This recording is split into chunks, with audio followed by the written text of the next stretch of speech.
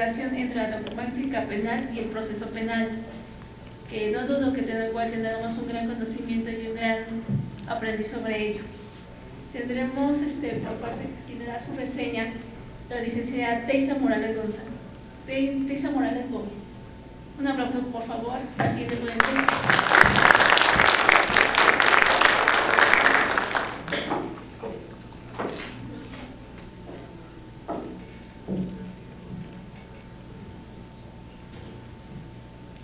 Buenas tardes, les saludo con cordial afecto a todos los presentes.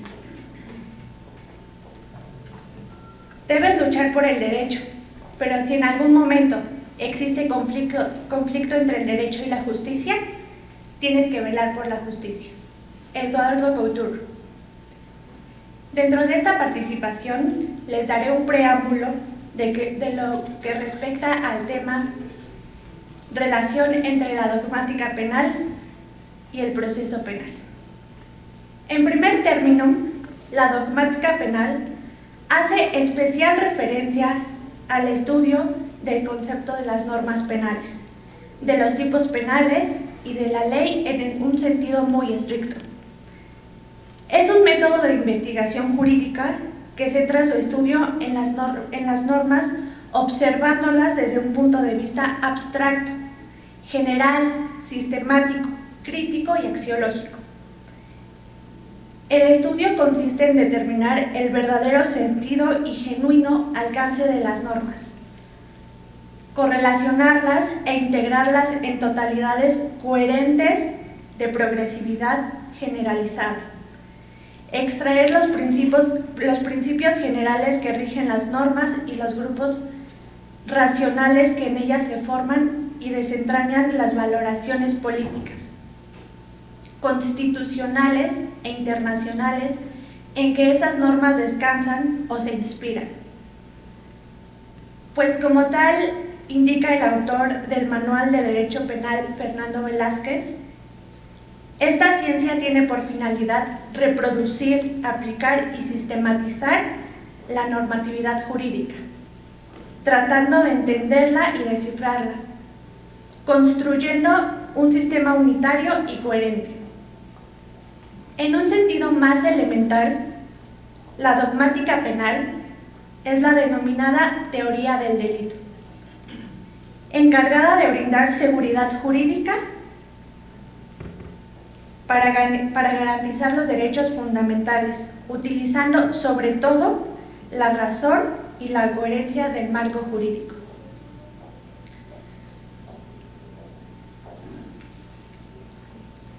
Luego entonces, no solo la dogmática y el proceso penal deben ser revisados, sino también la política criminal y, por supuesto, el sistema de enjuiciamiento criminal, pues su relación es inherente y justificable a la determinación de normas más ortodoxas para todo el país. En ese orden de ideas, el doctor Juan Manuel Sánchez Macías, quien es catedrático de la Facultad de Derecho en la Universidad Nacional Autónoma de México durante más de 35 años impartiendo las materias de Derecho Electoral y Delitos en particular, quien es profesor titular por oposición de la Cátedra de Delitos en particular, exmagistrado del Tribunal Electoral del Poder Judicial de la Federación, articular de varias revistas especializadas en Derecho Penal y Derecho Electoral. Además, tiene en su haber más de 200 ponencias en instituciones nacionales y extranjeras. Y finalmente tiene una medalla de mérito judicial electoral. En el año 2012 se abocará a profundidad en el tema en común. Es Juan.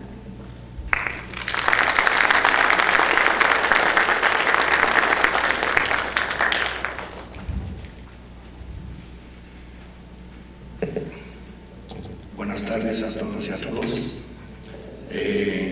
Agradezco la invitación a la Barra de Juristas de México, así como a los doctores Alejandro Andrade, mi amigo, y al doctor Eder Narváez, con quien van a hacer una amistad, espero que sea por muchos años, a agradezco a los miembros del Presidium.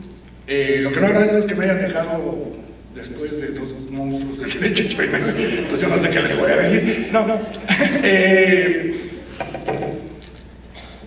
3 cosas son menester para justicia alcanzar. Tenerla, saber hacerse entender y sobre todo que te la quieran dar. Pierpaolo Machin Bertolucci, maestro de Psicología Criminal 2 en la Universidad de Turín. ¿Sí? ¿Y cuál es la relación que hay entre la dogmática penal y el proceso penal? La relación que se quiera ver en una sociedad madura. Y urgente máscara, las caras de la justicia. ¿Qué justicia queremos? ¿Una justicia fría y hierática? ¿O una justicia tomando en cuenta la función social del juzgador, que es con lo que vamos a terminar? Déjenme retomar, ¿sí? Jóvenes, y los no tan jóvenes, lo digo por mí. Déjenme retomar brevemente un poco de la evolución tanto del proceso penal como de la dogmática penal. El ser humano, país, nación, que no conoce su historia, corre el riesgo de cometer los errores del pasado. No me voy a ir hasta la antigüedad, aunque ustedes saben que el 80% de nuestras instituciones actuales vienen del antiguo derecho romano. El matrimonio, el patrimonio, la emancipación, etc. Sin embargo, como bien lo dijo Carneluti, otro monstruo, ¿sí?, del derecho, los romanos fueron gigantes del derecho civil y pigmeos del derecho penal. Pigmeos en general. ¿Sí? ¿Por qué? Porque, como todo imperio de la época de la República, no les interesó profundizar en algo maravilloso que tenían, que ellos fueron los primeros que acuñan los conceptos básicos de la dogmática penal. El famoso, ¿sí?, cogitaciones de Linquere non potestas, el pensamiento no de Linquere viene de la antigua Roma. Qué bueno que el pensamiento no de Linquere no se esté, pero yo estaría en la cárcel, el pensamiento de Linquere. Sí, la verdad. Acuñan los conceptos de nulo crimen sin lege, no hay delito sin lege, nula pena sin lege, no hay pena sin lege, nulo crimen sin lex, no hay delito sin juez, y nulo crimen sin judicis, no hay delito, no hay pena sin un proceso. Pero ahí lo dejaron, ¿sí? Se dedicaron obviamente como buen imperio, que su función era expandir y dominar, ¿sí?, el mundo. Ustedes lo saben ¿sí?, por sus estudios de derecho romano, que no son abogados por las películas de Hollywood, ¿sí?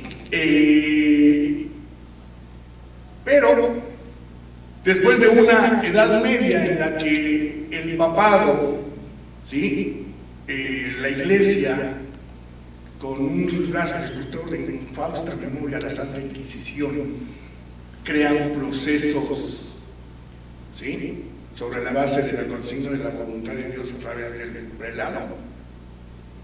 Y por otro lado, el poder del rey, del imperador. Y el pueblo dice gracias. Viene lo que ustedes ya conocen, ¿sí?, que es la Revolución Francesa. Siempre parte, la realidad me conoce y sabe que siempre me encanta partir de esta situación, porque es la base de la modernidad y del respeto actual de los derechos humanos en todas las materias, no nada más la penal. Y en ese gran movimiento de la Revolución Francesa, ¿sí?, que desmitifiquemos también un poquito, ¿no? ¿Con qué empezó la Revolución Francesa? ¿No? Con la toma de la Bastilla, tampoco no. La prisión. ¿Saben cuántos prisioneros había en la Bastilla cuando la tomaron? 4. Digo, la historia de los vencedores, ¿no? 3 por problemas, en serio, está documentado. 3 por problemas con la familia del rey. Y 1 porque había, ¿sí?, injuriado al rey. Pero bueno, lo importante de todo esto es que la Revolución Francesa trae, como ustedes bien saben, el surgimiento de un documento que sientan las bases de los modernos derechos humanos, ¿sí? Y digo modernos en su concepción, porque los derechos humanos, desde que existe el ser humano, y están con él. Por cierto, después de este movimiento hay dos grandes personas que la doctrina ha sentenciado que son fundamentales para el derecho penal. César Bonesana, Marqués de Becaria, con su gran obra de los delitos y las penas, que parte de ella la escribe en la clandestinidad, precisamente por no enfrentarse al rey, y él desarrolla estos principios que son la base de la dogmática penal moderna. ¿Sí? No hay delitos sin pena, no hay delitos, son la base de la seguridad jurídica, no nada más en materia penal, en cualquier materia. Pero en materia penal el maestro, y cuando digo maestro me refiero con M mayúscula, ¿sí? Y otro gran pensador, ¿sí? Antoine de Condorcet. La mayoría de la gente conoce a Antoine de Condorcet por sus estudios económicos, hace rato nos hablaban del derecho económico, por un gran físico, un gran filósofo, etc. Poca gente sabe que Antoine de Condorcet tiene dos grandes obras, que de hecho fueron sus primeras dos obras que escribió antes de sus estudios económicos, que es En defensa de los negros, así se llama, ubiquémonos en la época, y dos, En defensa de los derechos de la mujer. ¿Sí? Su esposa, Sophie de Condorcet, en ese recinto maravilloso del Parlamento francés, yo he tenido el privilegio de estar ahí, y en ese gran recinto, en la parte de atrás, Sophie de Condorcet es una gran mujer, ¿sí? Olimpia de Gouges, Olimpia, para mí una de las más grandes feministas que ha dado la historia. La Declaración de los Derechos del Hombre y del Ciudadano, ustedes saben que es de 1789, ¿sí?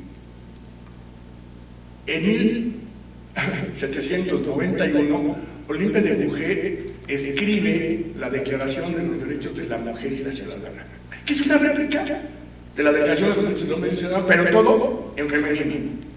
Una gran mujer, le costó la vida, fue perseguida y fue pasada por la guillotina. Tantas y tantas mujeres que tenemos, ¿sí? En el anonimato y que no se les da ese sentimiento. Viene la transformación, 20 años después, viene un gran movimiento, ¿sí? Que es, como ustedes saben, la revolución industrial. Y lo digo por lo que decía hace rato del mundo digital. Hay una obra extraordinaria de Alvin Toffler, que al margen de que creo que la mayoría no coincidimos con sus teorías totalmente superadas, pero Alvin Toffler tiene una idea que a mí me fascina y que es fundamental. Él en su obra, La Tercera Ola, habla y dice, a ver, la primera gran ola es cuando el primer cambio brutal en la esencia del ser humano, en su comportamiento y en su estructura, es cuando el hombre descubre la agricultura, ¿sí? O la inventa. Es cuando de nómada pasa a ser sedentario. Pasan miles de años y la segunda es la revolución industrial.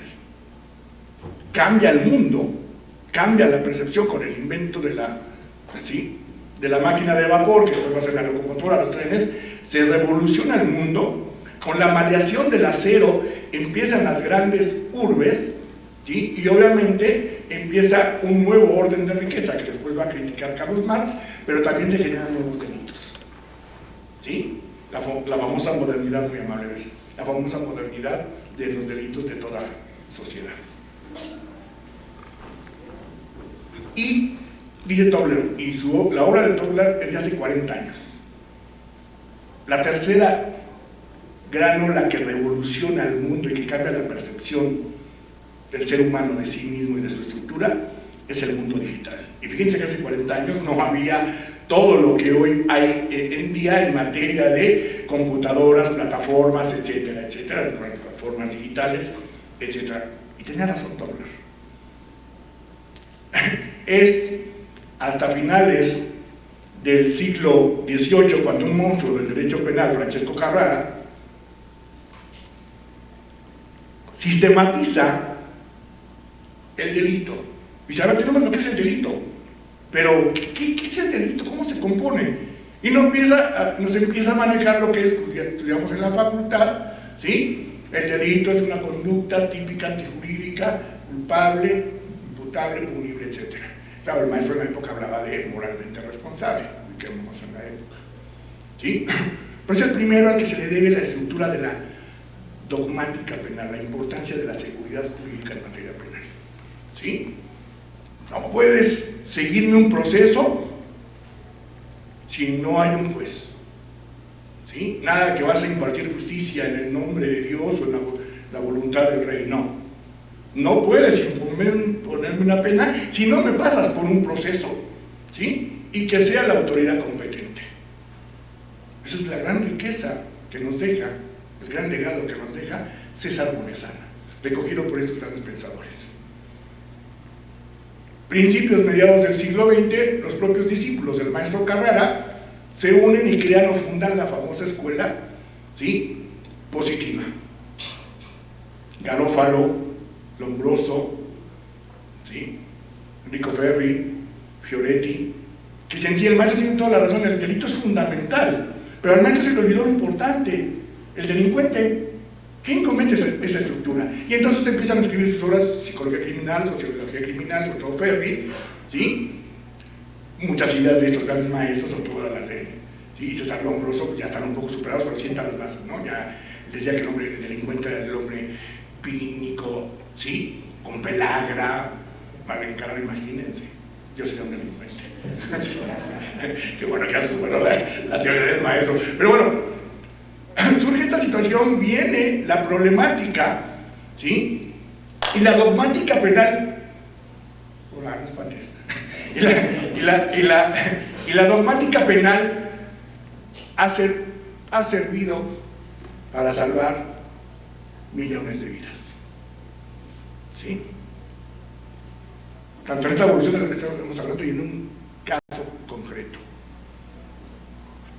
Edmundo Mesger, un gran penalista alemán, cuando el Führer, ¿sí?, se apodera, según el mundo, cuando quiere tener sometida por todos los aspectos políticos y militares al mundo, también quiere tenerla sometida por el mundo jurídico, legitimar el poder. Y entonces le dice al maestro Edmundo Mesger: oiga, maestro, sé que es usted muy bueno en materia penal, sí, que usted es un monstruo del derecho penal, quiero que estructure el Código Penal del Tercer Reich. Ándale. Y el maestro dijo: híjole, ¿cómo le digo que no? Sí. El maestro sale huyendo, ¿sí? Pero comete el error, se va a Italia. Y en Italia el duce Mussolini le dice: oye, compadre, ¿qué iglesia cativa? ¿Sí? A tu maestro, ¿sí? Pues regresa a México. Eso está documentado, ¿eh? Y el Führer le dice al maestro Mesger: a ver, no estamos jugando, ¿eh? Estamos hablando que si no, lo voy a fusilar. Y el maestro crea y dice: ¿cómo le hago? ¿Han oído los tipos en blanco? Los tipos penales, hablando de dogmática penal. Hay tipos cerrados y hay tipos abiertos o en blanco. El tipo cerrado es cuando en la misma concepción de los elementos del tipo penal se cierra, ¿sí? Privarle la vida a otro, pero le saca el arma de fuego y le dispara, bueno, se cerró. Pero hay tipos abiertos o en blanco que no se centran, no se cierra la dogmática penal concretamente en el tipo, sino que remiten a otra legislación. Los derechos en materia contra la salud, hay varios, en términos de la ley, ¿sí?, que hay en materia de salud, las sustancias prohibidas son las que, entonces necesitamos irnos a la otra ley para que se colme el tipo penal y todas sus consecuencias. ¿Sí me van siguiendo? Y entonces el maestro dice: bueno, perfecto, voy a dejar un elemento. En aquel tiempo, ya nos hablaban hace rato, estaba en boga la teoría clásica, perdón, la teoría causalista, la causalidad, faltaba un elemento. Entonces voy a crear los tipos penales con un elemento que les falte para que no, ¿sí? No exista la tipicidad, ¿sí me explico? Y entonces, obviamente, de aquí a que se van al, ¿sí?, recurso de casación, para nosotros el amparo, pues pueden pasar 1 o 2 años fácil y logro salvar la vida y lo logro el maestro. A los 2 años tengo libre. ¿Sí? La importancia de la dogmática penal.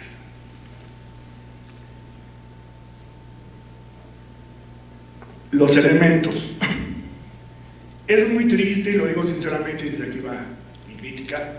En el nuevo sistema penal adversarial, y desde el viejo no se diga, en el antiguo sistema inquisitivo, ver que a veces, y lo digo con todo respeto, la escasa preparación de nuestros juzgadores o procuradores de justicia nos lleva a resultados lamentables, entre otros de los que nos hablaban, ¿sí?, los maestros anteriores. Todavía hay que en un proceso penal, en una sentencia, sigue hablando de las circunstancias de modo, tiempo y lugar están acreditadas.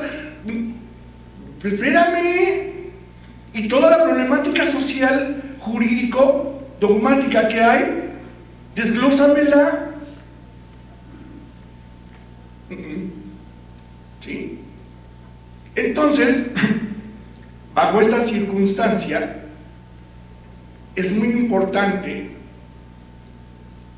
desde el punto de vista causalista, la conducta. No es elemento para el finalismo de la acción. ¿Sí? La tipicidad. ¿Sí? La adecuación de la conducta al tipo penal. ¿Sí? Es fundamental. Y repito, la tenemos acreditada por las circunstancias de modo, tiempo y lugar. Bueno, muy bien. Y la antijuricidad, pues lo contrario a derecho. No, espérame. Desde el punto de vista formal, sí, pero el Código Penal no prohíbe nada, ¿o sí? Hasta donde yo sé, el único cuerpo legal que prohíbe es el decálogo, ¿no? No matarás, no fornicarás, no robarás. Pero bueno, pero el Código Penal no dice no matarás, ¿sí? Te impondrás de 15 a 16, de 8 a 15 años de prisión, ¿sí?, al que prive de la vida a otro. ¿No? Homicidio simple, y así sucesivamente para el robo, para cada uno de los tipos penales. Oye, entonces la importancia es que debes de crear una verdadera política criminal para que al proceso penal, en la parte adjetiva, tengas bien delimitados los aspectos sustantivos. Yo creo que ustedes también, yo he leído sentencias, de veras, donde no hay este desglose de estos elementos. ¿Sí? Oye, la antijuridicidad debe de ir siguiendo a Max Ernst Mayr, ¿sí?, la oposición a las normas de cultura reconocidas por el Estado. Debe de ir unida con la tipicidad. La sola tipicidad, qué bueno, sin tipicidad no hay delito, si no está en la ley. Pero oye, ¿y la antijuridicidad? ¿Qué conducta, sí?, qué norma de cultura hay detrás de este tipo penal que está sancionando? Por eso, ya lo decían los anteriores, el índice de delincuencia no se abate creando tipos y tipos penales. Es un absurdo. ¿Sí? La tipicidad, pues ahí está. Hagan un ejercicio, quien quiera, con calma. Denle un repaso al Código Penal de su entidad federativa, de su estado, o muchos del Código Penal que dices, híjole, ¿y aquí cuál es el bien jurídicamente protegido? ¿Sí? Pues es delito porque ahí está en la ley, pero ¿qué norma de cultura se está afectando?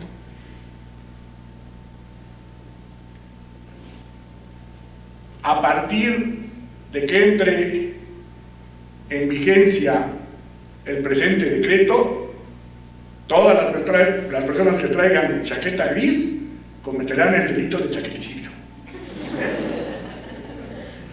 Eres una chaqueticida. ¿Y sería delito?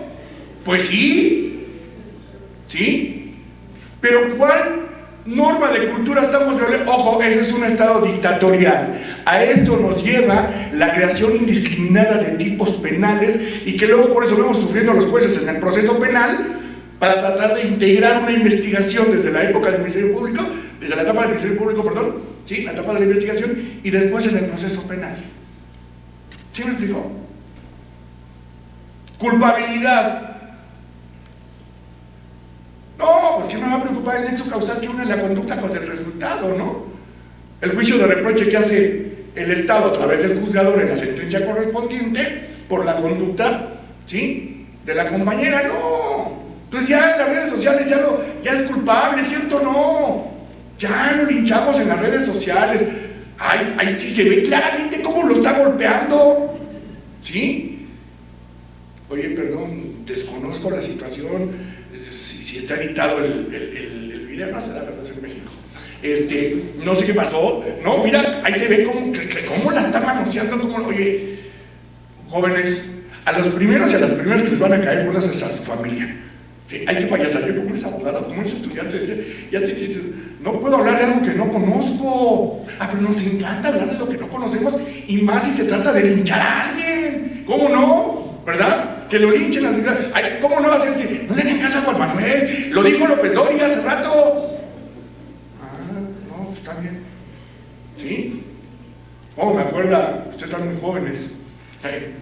Bueno, ahí cuando yo era joven, había un periódico de imposta memoria que se llamaba La Alarma. ¿Sí? Híjole, hombre, violóla, matóla, cortóla, en serio, ¿cierto o no? Sí, los que ustedes están muy jóvenes, pero algunos de mi época ya había algunas caras que sí llegamos a ver ese pasquín. ¿Saben qué era lo triste? México en los 80 recibía las principales cantidades de regalías en toda América Latina, no por las obras de Octavio Paz, ¿sí? Por el periódico La Alarma y por el Chapulín Colorado. No, en serio. Y miren que a mí me encantaba el Chapulín Colorado, ¿sí? Hasta los principios penalistas, ¿no? La venganza nunca es buena, muerta el alma te envenena. Ve al Ministerio Público y levanta la denuncia. Nos falta esa cultura, ¿sí? En México no tenemos una cultura de la denuncia, tenemos una cultura del morbo. Tenemos que luchar con eso. El juzgador, relación con con el proceso penal, la dogmática, ¿sí? Ya no digas que no analicen bien. Hay juzgadores, y lo digo con todo respeto, que no terminan de entender el nuevo sistema penal adversarial. Lo digo con todo respeto. ¿Sí? Para mí, el personaje central del nuevo sistema penal adversarial, el sistema acusatorio, es la víctima. Al menos en el papel. Nos falta mucho trabajo. ¿Sí? Antes era la famosa averiguación previa, secreta, ¿verdad? Por mandato del artículo 21 constitucional. ¿Sí? Hoy, una carpeta de investigación. Hoy, al menos en el papel, ¿sí? El imputado y su defensa, la víctima y su asesor pueden realizar su propia investigación, ¿sí? Llevar los datos en su momento al juzgador y en el proceso penal. No nada más en procesos penales, cualquier proceso penal, el alma de todo proceso son las pruebas. ¿Sí? Sí, tenemos la etapa de la investigación, la etapa inicial, la etapa intermedia, el proceso, sentencia, ejecución de sentencia. Muy bien, qué bonito. Oye, juzgador, ¿y estás preparado para aplicarlo, para llevarlo a cabo? ¿Para juzgar con perspectiva de género? ¿Para juzgar con perspectiva social? Ay, ¿qué es eso? No, en serio. ¿Sí? No, es que las pruebas hacen otra gran indicios, ¿verdad? No le digan al doctor que yo se los dije. ¿Sí? Pero déjenme decirles unas cosas, no lo digo yo, lo hizo Nicolás Ramalino de Malatesta en su obra Cumbre, ¿sí? Las pruebas en materia civil y criminal, y Michele Tarufo, al que tuve el privilegio de tratar tanto aquí en México como en España y en Italia. ¿sí?, la prueba de los hechos. Todas las pruebas son indicios. Ahora digo yo, lo dicen ellos. ¡Ay, es que! Y juzgadores de cualquiera de los tres órdenes. No podemos decir nombres, ni los voy a decir. ¡Ay, pero ese es un leve indicio! Perdón. Todas las pruebas son indicios. Es que es una documental pública. Pues, ¿qué crees? ¿Que te puedo demostrar que una documental pública, sí, puede tener menos, sí, valor probatorio que una documental privada? Ay, así se volvió loco. Está loco, ¿cómo va a tener más peso una documental privada? Sí. He visto casos, ¿sí?, donde una documental pública, el acta de nacimiento, ¿sí? ¿Y qué creen? Que la contraparte te presenta otra acta de nacimiento tuya, donde consta que naciste en Estados Unidos. Las dos son documentales públicas. ¿A cuál era el caso? Y entonces, documentales privadas, los vecinos, ¿sí?, que efectivamente el señor vive aquí, etcétera, serie de los hechos ni siquiera estaba presente, yo estaba con él. Ah, ¿verdad que sí puede tener más peso una documental privada que una pública? Quitémonos ese mito. Es que está dado ante fedatario, hace prueba plena de su contenido. Su alcance y valor probatorio es otra cosa. ¿Qué? Todavía en los ya me enojé. en los procesos, es que de veras ves expedientes, sentencias, que dices, qué tristeza que nuestros juzgadores, ¿sí?, incluso magistrados, ¿sí?, ya no les sigamos más, que manejan este tipo de circunstancias con los elementos de que es una documental pública y tiene pleno valor probatorio, donde consta que al fedatario le dijeron, lo único que acreditas con esa documental es que al fedatario le dijeron, le dijo el policía que estaba guardando, ¿sí?, la bodega que fue objeto del delito de robo, su dicho, no que al fedatario le consten los hechos. Bueno, ya ni siquiera, y ustedes lo saben, la confesión, ¿sí?, ya no es la regina probatorum, la reina de las pruebas, ¿sí? Sabemos que no, ¿sí? Oye, pero, y todavía seguimos, hay gente que sigue diciendo, a confesión de parte relevo de pruebas, no es cierto, ¿sí? Eso no es dogmática, esos son dichos que se fueron arrastrando. Hoy en día una persona puede confesar la confesión de un delito por cubrir a un familiar, a su pareja, a su hijo, ¿sí? En serio, esos juicios son los que seguimos manejando en la dogmática aplicada en un proceso penal, ¿sí? Y otra cosa, la función social, y con esto voy cerrando, del juzgador, ¿sí? Nos cuesta mucho trabajo. De entrada, el artículo 1 constitucional, que también se prestó a abusos, pero el artículo 1 constitucional nos establece que toda autoridad jurisdiccional o administrativa tiene la obligación de resolver los asuntos de su competencia sobre la base del respeto irrestricto a los derechos humanos, ¿cierto o no? Y vas a un interrogatorio, ¿sí?, en la etapa de investigación o en el interrogatorio y contrainterrogatorio en la etapa del proceso, y oiga, ¿está usted segura que le tocó tal parte que le hizo revictimizando a la víctima? ¿Sí? Ahí usted no hizo nada. Juzgando implícitamente. El juzgador. Los hay. Lo he visto. ¿Sí? Michele Tanufo establece, oye, todo juzgador debe tener una cultura media. Bueno, dos. Una cultura media de conocimientos de la dogmática penal o materia civil, la que quieran, ¿sí? Y una cultura media del entorno social en el que va a impartir justicia. No es lo mismo mismo impartir justicia, ¿sí? Un delito de robo que se cometió en la Sierra Tarahumara, ¿sí? O en una de las comunidades indígenas de Oaxaca, de Chiapas, que el delito cometido de robo cometido en una urbe, en la Ciudad de México o Monterrey. ¿Sí? Debemos de crear conciencia con nosotros mismos. Feminicidio, sí, el tipo de feminicidio, que espérame. A la mujer tienes que empezar a respetarla desde casa. ¿Sí está bueno? ¿Sí? Desde casa. ¿Sí?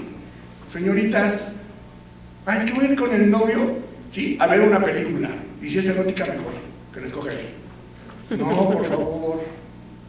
¿Sí? Estoy seguro, y lo digo con todo respeto, que por lo menos una o uno de los aquí presentes llegamos al ambiente familiar y tenemos que luchar o aguantar esa cultura machista que vivimos. Una sociedad patriarcal como la que vivimos. ¿Cómo hacemos a entender a mi abuelita, a mi tío, a mi padre? ¿Sí? De que ya hay que cambiar el chip. ¿Cómo lo hago cambiar? Hace unos días que concluimos en eso en la Facultad de Derecho de la UNAM el viernes, una alumna se me acercó llorando, la alumna de Derecho Penal me dijo, ayúdeme, usted se ve que es una persona muy humana y ha aprendido con usted sobre el respeto a la mujer, el respeto a los niños, etcétera. ¿Cómo le hago para luchar contra eso? Cuando mi hermano no hace nada en la casa, mi madre falleció, vivimos con mi padre y mi padre, sírvele de comer a tu hermano.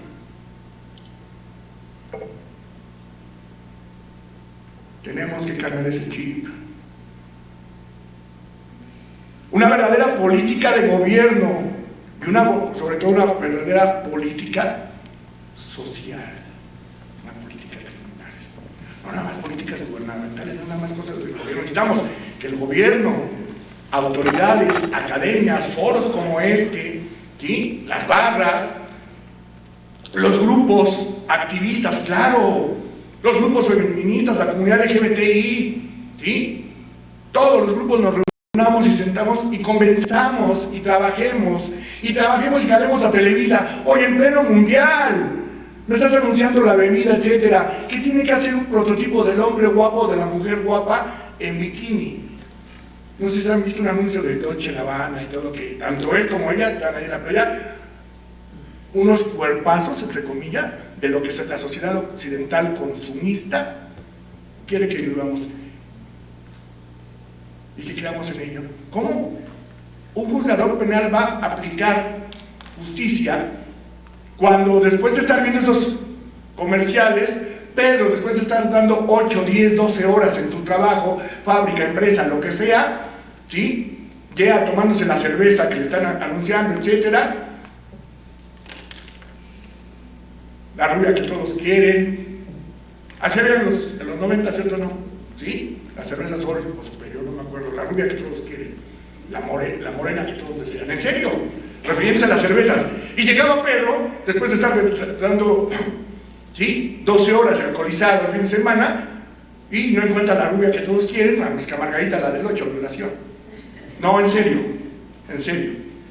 ¿sí? La sociedad criminógena de la que nos hablaba Jean Pinatel hace 40 años, parafraseando a Platón. Platón decía, toda sociedad tiene el gobierno que se merece. Jean Pinatel decía, toda sociedad tiene los delitos que se merece. Donde a veces la misma sociedad nos va empujando, depende claro de la madurez y preparación. Necesitamos más educación, más preparación, ¿sí? La película del Joker, cómo la sociedad nos va empujando, ¿sí? A ser un desadaptado social, ¿sí?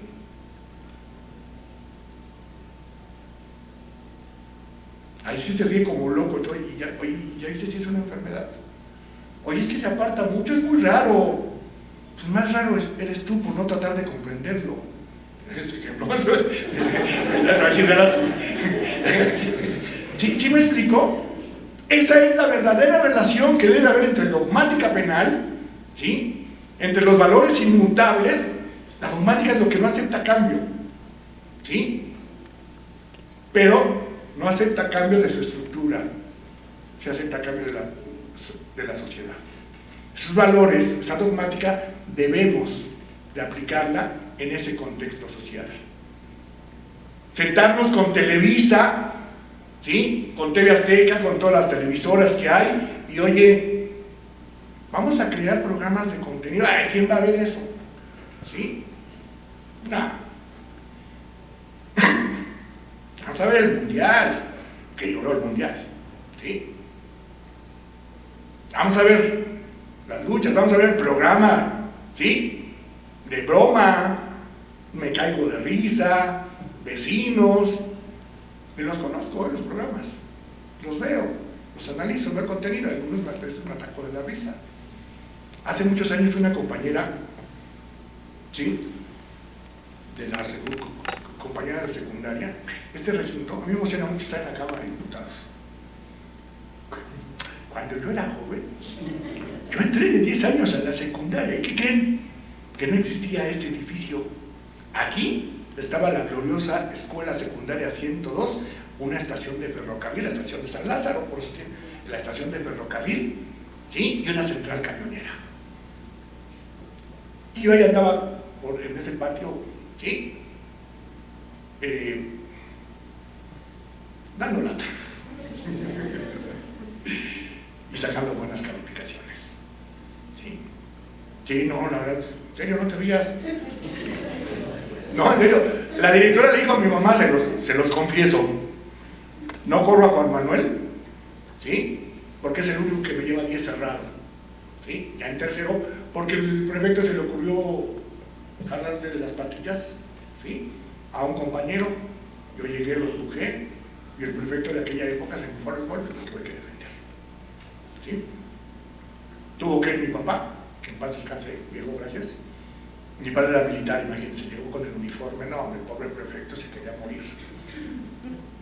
Y mi papá le dijo, no, ¿sí? No hay problema, que le llamen la atención, ¿sí? Yo creo que mi papá me orientó para estudiar Derecho Penal, porque dijo, hasta donde yo tengo entendido como militar es legítima defensa, se defendió mi hijo, llegó, ¿sí? Primero defendió al chico que estaba golpeando el prefecto, y luego el prefecto se les fue a los golpes. Dijo, no, señor, mi padre se llamaba José Guadalupe, ¿sí? No se preocupe, si nada más lo mandé llamar porque es mi obligación, lo cual era cierto, la directora me adoraba, porque es mi obligación llamar a los papás de las partes involucradas, ¿no? ¿Sí? Tipo Ministerio Público, ¿sí? Entonces, no hay ningún problema. Entonces, por eso me emociona mucho estar en este lugar, que nuestros legisladores, que nuestro Poder Judicial, que las autoridades del Poder Ejecutivo nos demos cuenta, y yo fui magistrado en materia electoral, nos demos cuenta de que creando los tipos penales no abatimos el índice de delincuencia, que necesitamos verdaderas políticas públicas, que necesitamos gente como la que acabamos de escuchar y como los que vamos a seguir escuchando, quitando mi persona, que realmente saben y que se sienten, ¿sí?, con esos grupos, sobre todo con los grupos vulnerables, que realmente sea una situación inclusiva, no de tolerancia. Ay, sí, yo, mis respetos, si es de la comunidad LGTBI, yo los respeto. Oye, pues como si tuviera lepra, no, es que seas inclusivo, ¿sí? Ay, nadie me puede obligar a tratar, no, nadie te va a obligar, pero mientras no cambiemos el chip aquí, no va a cambiar nada, ¿sí? Ahí está, hombre, yo no me meto con ellos, lo que no se metan conmigo, eso no es inclusión, eso a lo sumo es tolerancia. Ya no están los días para la tolerancia. Pero, repito, mientras sigan este tipo de situaciones, mientras se deje sentar sus reales a la delincuencia organizada, ¿sí?, mientras sea más fácil, ahí te va, dame el permiso, ¿no?, para abrir la cantina, para abrir, ¿sí?, para no hacer fila, ¿no? Esa cultura de la gandalle que tanto caracteriza al mexicano, desgraciadamente. ¿Sí? La palabra chiste, váyanse a la RAE, ¿sí? Y salió de México la cultura de la gandalle. La apantallarse, tomar la mejor tajada de manera ilegal. ¿Sí? Necesitamos que esa dogmática penal y ese proceso penal, ¿sí?, se unan valorando las pruebas en sí, estudiando a los autores, ¿sí? Asúmanos es la posición que quieran. Yo nunca le he dicho a mis alumnos, ahí está Alejandro el testigo, ¿sí? Nunca les he dicho a mis alumnos, es que estos autores son, y punto, no. A ver, este autor dice esto y este autor dice el otro. Resume la posición que quieran, ¿sí? No va a sacar 10 el que, sí, estoy de acuerdo con Juan Manuel, sino el que sepa, pero viendo esta perspectiva social. Nos falta entender que el juzgador tiene un compromiso social. ¿Han escuchado que una sentencia puede incendiar un municipio, un estado? Sí, hablaron hace rato de él. ¿Sí? Del niño que se ahogó. Ese día yo iba a grabar un programa en radio, ¿sí?, en Radio Yus. Llegué 40 minutos tarde, yo estaba aterrado y dije, híjole, voy a llegar tarde. No, el director, el locutor, todos llegaron tarde porque había una marcha, porque fue precisamente un día después de que, ¿sí?, la sociedad ya empieza a reclamar y a exigir ese tipo de situaciones. El problema es que no sea un delito el que impacte, sino la impartición de justicia. Queremos una solución jurídica tomando en cuenta estas bases y no, como lo dijo el maestro hace rato, tomando en cuenta, ¿sí?, vinculando a proceso a dos personas que, ok, sí tienen responsabilidad, pero ¿para qué? Prisión preventiva, por favor, para controlar el clamor social. ¿A dónde hemos llegado? ¿Sí? Nos falta mucho. ¿Sí?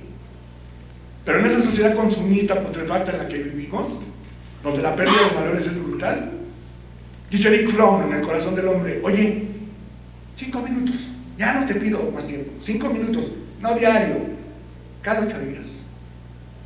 ¿Qué hice de positivo o de negativo? Y no digo, no hablo de bueno y de malo, porque eso es muy relativo. Lo que para mí es bueno, para ti puede ser malo, ¿no? O lo que para ti es bueno, para mí puede ser malo. No, de positivo y negativo. ¿Quién lo hace? Otra vez ya primatea la sociedad criminógena, donde vamos por encima de otros y llevamos tarde. Él cita el ejemplo, y con esto cierro, de una tarde lluviosa en París, de que una persona sale, va al hospital, va un trabajador que también lleva prisa, ¿sí?, porque si no lo corren, chocan, se hacen de palabras, se bajan, le dan un empellón, cae, se golpea en la placa del coche, ¿sí?, y muere. La sociedad criminógena, la sociedad tan convulsionada, ¿sí? Vamos, tarea, esto, los que son papás y mamás, todavía después del trabajo, revisar tareas, etcétera, y todavía aguantar al marido loco, ¿sí? O al revés. Sí, también hay mujeres que dicen, ¿sí? No, la verdad, digo, la sociedad machista que vivimos, obviamente, ¿sí?, la violencia intrafamiliar es sobre todo el varón en el 90% de los casos el responsable, pero hay por ahí un 10% donde, ¿sí? Entonces, ¿por qué tenemos que abusar del más débil?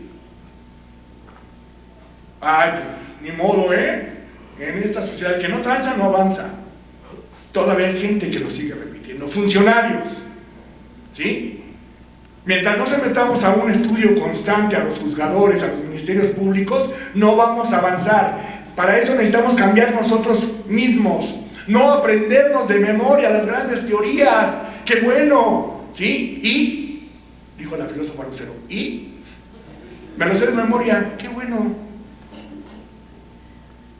Les presumo, por eso vieron ustedes, le dije a Alejandro cuando me dijo tu currícula, le dijo no, porque él me conoce, nada más esto. Les presumo 2 doctorados, uno en materia, ¿sí?, penal y otro en materia electoral, 3 maestrías, 4 especialidades, es cierto. ¿Y eso qué? ¿Y por eso sabes más, Juan Manuel? ¿Por eso te atreves a mirar por encima del hombre de los demás? Soy doctor, no, que no se atrevan a decirte licenciado. Doctor, por favor. Ay, perdón, discúlpame. Por Dios. A mí no me importa si está terminando, ¿sí? No, si me importa que les haya gustado la plática, pues si me dices Juan Manuel, si me hablan de tú, entonces no nos faltemos al respeto, ¿sí? Es eso lo que nos falta, sensibilidad. Romper el sistema anquilosado de memorización, ¿sí? Me sé el Código Penal de memoria, me sé la Constitución, ¿sí? Me sé las etapas del proceso penal, que bueno, vas a sacar bien, hijo. Ahora aplícalos en la vida práctica. Y ahora juzga con perspectiva social. Muchas gracias.